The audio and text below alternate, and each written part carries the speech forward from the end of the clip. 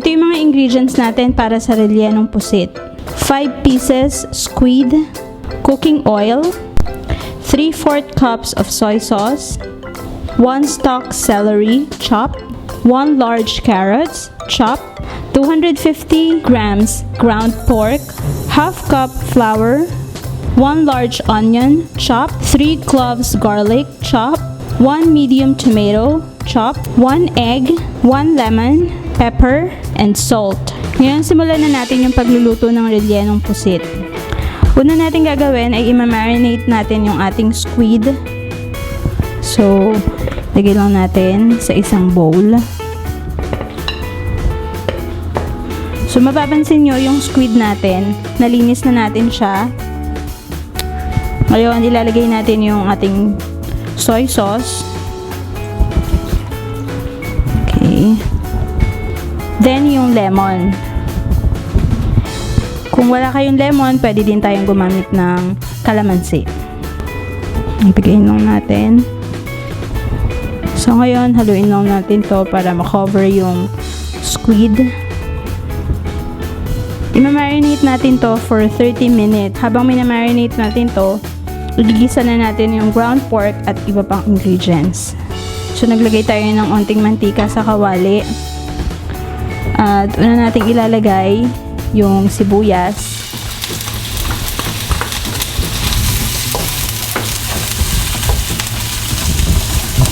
Tapos ilagay na natin yung bawang.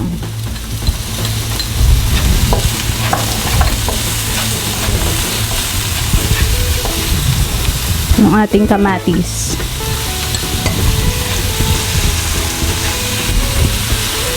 Lagay na natin yung celery.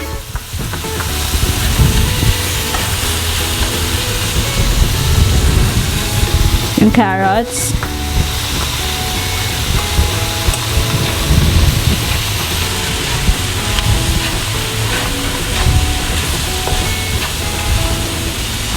At syempre yung ating ground pork.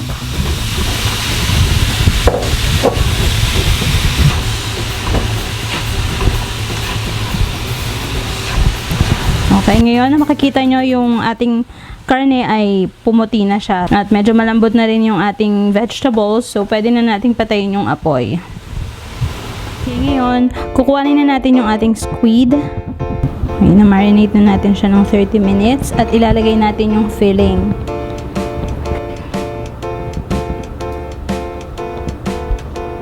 Okay, ngayon, ilalak na natin siya gamit yung toothpick.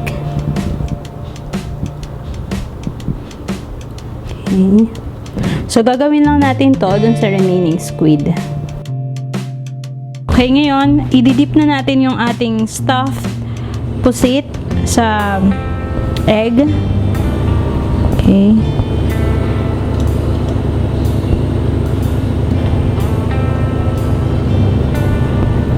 Okay. Ngayon, i-coat na natin siya ng flour.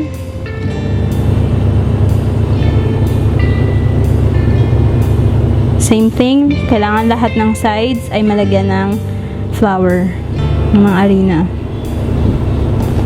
So ngayon, ipiprito na natin to sa mainit na mantika.